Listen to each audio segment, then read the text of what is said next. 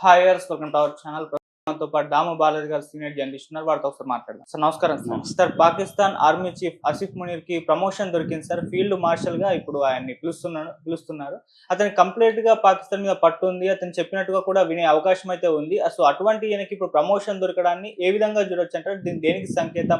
మళ్ళీ ఇతను ఏమన్నా యుద్ధాన్ని మొదలు పెడతారా? ఎందుకంటే సీజ్ ఫైర్ అనేది కూడా తాత్కాలికంగా ఉన్నది మాత్రమే చెప్పారు. మళ్ళీ యుద్ధం వచ్చే ఛాన్స్ ఏమన్నా ఉన్నాయి? ఏమన్నా ప్రొవోక్ చేసే అవకాశం ఉందా? ఇప్పుడు కొత్త పరిణామం చోటు చేసుకుంది పాకిస్తాన్లో. అదేంటంటే ఇప్పుడు పాకిస్తాన్కి చీఫ్ ఆఫ్ ఆర్మీ స్టాఫ్ అంటారు, COAS, చీఫ్ ఆఫ్ ఆర్మీ స్టాఫ్గా ఉంటున్న జనరల్ ఆసిఫ్ మునీర్, ఆయనకు ఒక ప్రమోషన్ అనేది గవర్నమెంట్ ఇచ్చింది. పాకిస్తాన్ గవర్నమెంట్, పాకిస్తాన్ ప్రధానమంత్రి షహబాజ్ షరీఫ్, తర్వాత ఆసిఫ్ అలీ జర్దారీ పాకిస్తాన్ ప్రెసిడెంట్, వీళ్ళిద్దరు కలిసి దాన్ని శాంక్షన్ చేశారు. ఇది క్యాబినెట్ మీటింగ్లో కూడా ఓకే చేశారు. ఆయనకి ఫీల్డ్ మార్షల్ అని, ఇది మిలిటరీలో అత్యున్నతమైన బిరుదు. ఇది 60 ఏళ్ళుగా ఎవరికి ఇవ్వలేదు.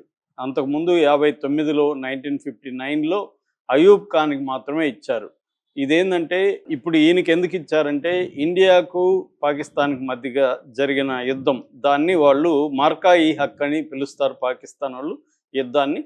ఈ మార్కా-ఈ హక్ అనే యుద్ధంలో ఈయన అత్యున్నతమైన కరేజ్ చూపించాడు, ధైర్య సాహసాలు ప్రదర్శించాడు, అట్లాగే హై స్ట్రాటజీ వ్యూహాల్ని గొప్పగా రచించాడు, ఇండియాని ఓడించాడు అని చెప్పి ఈ బునియాన్ ఎన్ మార్సూస్ అనే ఆపరేషన్ని డిజైన్ చేసింది.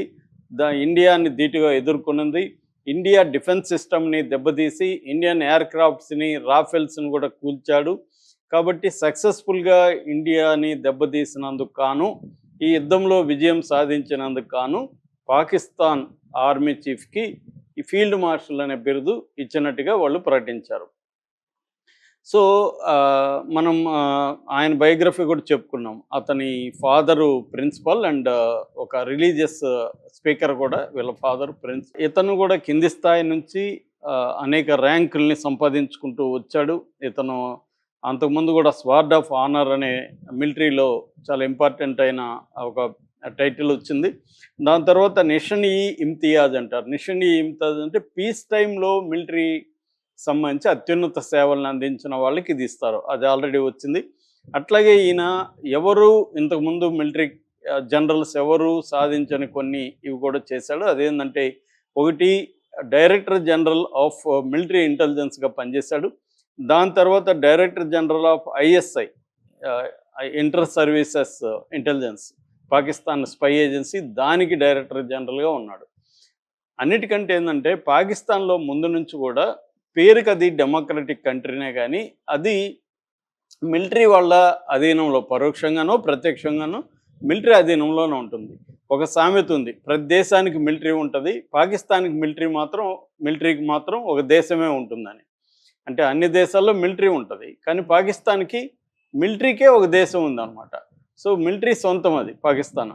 మొత్తం 77 ఏళ్ళు పాకిస్తాన్ ఏర్పడి అయితే అందులో 33 సంవత్సరాలు డైరెక్ట్గా మిలిటరీ పరిపాలన ఉన్నింది, మిగతా ఇండైరెక్ట్గా మిలిటరీ పరిపాలనలోనే ఉంటుంది. సో వీళ్ళల్లో కొంతవరకు ఇమ్రాన్ ఖాన్ ఉన్నప్పుడు కొంత గట్టిగా ఇమ్రాన్ ఖాన్ సివిల్ అడ్మినిస్ట్రేషన్ని స్ట్రాంగ్గా ఉండాలని ట్రై చేశాడు.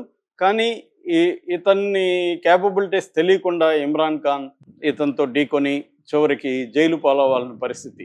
ఎందుకంటే ఇతన్ని ISIలో ఉన్నప్పుడు ఇమ్రాన్ ఖాన్ వాళ్ళ భార్య ఒక కుంభకోణంలో ఇరుక్కుందని ఇతను ఫైల్స్ తీసుకెళ్ళి ఆసిఫ్ మునీర్ ఇమ్రాన్ ఖాన్కి చూపించాడు. బ్లాక్మెయిల్ చేద్దాం అనుకున్నాడు. ఇమ్రాన్ ఖాన్ కోపం వచ్చి అతన్ని ఆ పదవి నుంచి పీకేశాడు. దాంతో ఇతనికి కోపం వచ్చి ఇతను ఏం చేశాడంటే, మొత్తం ఒక కుట్రపూరితంగా ఇతన్ని జైల్లో పెట్టిచ్చేసి ఎలక్షన్లు డమ్మీ చేసేసి తనకు అనుకూలంగా ఉంటున్న షహబాజ్ షరీఫ్ని ప్రధానమంత్రి చేశాడు. తర్వాత ఈ ఆసిఫ్ అలీ జర్దార్ని ప్రెసిడెంట్ని చేశాడు. తర్వాత రాజ్యాంగాన్ని మార్చేశాడు తనకు అనుకూలంగా. అప్పటి వరకు 3 ఏళ్ల కాలం ఉండేది ఈ ఆర్మీ చీఫ్కి, దాన్ని 5 ఏళ్ళకి పెంచాడు. అదే కాకుండా 5 ఏళ్ల తర్వాత కూడా ఎక్స్టెండ్ చేసే అవకాశాన్ని కల్పించాడు. అట్లాగే సుప్రీంకోర్టులో కూడా జడ్జెస్ని కూడా తనకు అనుకూలమైన వాళ్ళని పెట్టాడు. ఇతనికి 14 ఏళ్ళు జైలు శిక్ష వేసేశాడు. ఆ పార్టీలో ఉండే పీటీఐ అంటారు, పాకిస్తానీ తెహ్రీక్ ఈ ఇన్సాఫ్ అనే పార్టీ ఆయనది, ఇమ్రాన్ ఖాన్ది. ఆ పార్టీ నాయకులను కూడా చాలామందిని అరెస్టులు చేసి జైలుకి పెట్టేశాడు. అట్లాగే మిలిటరీలో కూడా చాలామంది ఇమ్రాన్ ఖాన్ సపోర్టర్స్ ఉంటే వాళ్ళందరినీ అనగదొక్కేశాడు. ఒక రకంగా సుప్రీం లీడర్గా ఎదిగాడు. At the same time economic ఫ్రంట్లో కూడా పాకిస్తాన్కు ఉన్న ఆర్థిక సంక్షోభం నుంచి ఇతనే కొంతవరకు ఇంటర్నేషనల్ కమ్యూనిటీతో మాట్లాడి ఫండ్స్ తీసుకురావడం, ఐఎంఎఫ్ లాంటి వాళ్ళతో ఇతనే కొంత ఆర్థిక సంక్షోభం నుంచి కూడా బయటికి తీసుకురాగలిగాడు. అలాగా పాకిస్తాన్ మీద కంప్లీట్ కంట్రోల్ని ఇతనే పెట్టుకున్నాడు. అయితే ఏమైందంటే గత కొంతకాలంగా ఇతనికి వ్యతిరేకత అనేది కూడా పెరిగింది. ఈ ఇమ్రాన్ ఖాన్ పార్టీ వాళ్ళు ఎంత నిర్బంధం ఉన్నా కూడా వందల వేల మంది వీధుల్లోకి వచ్చి మిలిటరీని ధిక్కరించి వాళ్ళు ఊరేగింపులు చేయడం, వీధుల్లో ధర్నాలు చేయడం, వైలెంట్ ప్రొసెషన్ చేయడం ఒక పక్క జరుగుతుంటే, మరోపక్క బలూచిస్తాన్ లిబరేషన్ ఆర్మీ ఆధ్వర్యంలో అక్కడ బలూచిస్తాన్ పోరాటం అనేది చాలా స్ట్రాంగ్గా ఉంది. అట్లాగే టీటీపీ అంటారు. టీటీపీ అంటే తెహ్రీక్ ఈ తాలిబాన్ పాకిస్తాన్ అనే ఒక గ్రూపు ఖైబర్ పఖ్తూన్ఖ్వా అనే ఏరియాలో వాళ్ళు పెద్ద ఎత్తున అటాక్ చేస్తున్నారు. ఈ రెండు రకాల ఆర్గనైజేషన్స్ 2024లో దాదాపు 900 దాడులు, 900 అటాక్స్ పాకిస్తాన్ మీద చేశారు. దాదాపు మిలిటరీ వాళ్ళని ఒక 500 చంపితే ఇంకొక 500 మంది సివిలియన్స్ చనిపోయారు. సో ఒక పక్క ఇంటర్నల్ అలర్లు, ఒక పక్క ఇమ్రాన్ ఖాన్ అంచర్ల ఇది, ఇంకోవైపు పాకిస్తాన్లో ఉండే ఆర్థిక దివాలా, ఇవన్నీ కూడా ఈ అసీం మునీర్కి వ్యతిరేకంగా మారే పరిస్థితి క్రియేట్ అవుతుంది. దీని నుంచి బయటపడడానికి అసీం మునీర్ ఏం చేస్తాడంటే ఇండియాని కిలకడం అనేది అతను ప్లాన్ చేసుకున్నాడు. ఏప్రిల్ 16న ఎన్ఆర్ఐ పాకిస్తాన్ని సమావేశంలో అతను రెచ్చగొట్టే విధంగా మాట్లాడాడు. కాశ్మీర్ మందే, కాశ్మీర్ అనేది ఒక దాని ఏమంటారు జోగులర్ వెయిన్ అన్నాడు. జోగులర్ వెయిన్ అంటే ఒక జీవనాడు లాంటిది. సో ఇది మంది, ఎప్పటికైనా కాశ్మీర్ని మనమే స్వాధీనం చేసుకుంటామని ఒక పిలిపించాడు. అట్లాగే 2 నేషన్ థియరీ, హిందువులు ముస్లింలు అనేది క్లియర్గా వేరు అనే 2 నేషన్ థియరీ ఏప్రిల్ 16న ఆయన మాట్లాడితే ఏప్రిల్ 22న పహల్గామ్లో అటాక్ జరిగింది. అందులో 4 గుర్తించారు అటాక్లో. అందులో 2 పాకిస్తాన్ వాళ్ళు, అలీ ఒకడు, తర్వాత మూసా, వీళ్ళిద్దరు. సో క్లియర్గా అసీం మునీరే ఇండియా మీద దాడి చేయించి ఇండియాతో వార్ క్రియేట్ చేసి మొత్తం పాకిస్తానీలో ఉండే తనకు వ్యతిరేకతనంతా కూడా తనకు అనుకూలంగా మార్చుకోవాలని ఒక స్ట్రాటజీ వేశాడు అనేది మనకు తెలుసు. ఆ తర్వాత రకరకాల పుకార్లు వచ్చాయి. మనం ఆపరేషన్ సింధూర్ కానీ ఆ తర్వాత వచ్చిన పరిణామాల్లో ఎక్కడా కూడా మనవాడు కనిపించట్లేదు. అప్పుడు అందరూ కూడా ఏమనుకున్నారు, ఇండియా మీడియా అంతా కూడా ఇతను అరెస్ట్ చేశారని, లేకపోతే ఇతను పారిపోయాడని, బంకర్లో దాక్కున్నాడని ఇలాంటివి వచ్చాయి. ఎక్కడ కూడా బయటికి కనబడలేదు. కానీ అంతర్గతంగా అతను వ్యూహాలు రచిస్తున్నట్టుగా ఇప్పుడు అర్థమవుతుంది. ఎందుకంటే అతను అరెస్ట్ కాలేదు, పారిపోలేదు. క్లియర్గా అతను పాకిస్తాన్లో విన్నర్గా నిలిచాడు. అతని గోల్ అయితే నెరవేరింది. అతనికి ఇప్పుడు అందరూ కూడా సపోర్ట్ చేయాలని పరిస్థితి.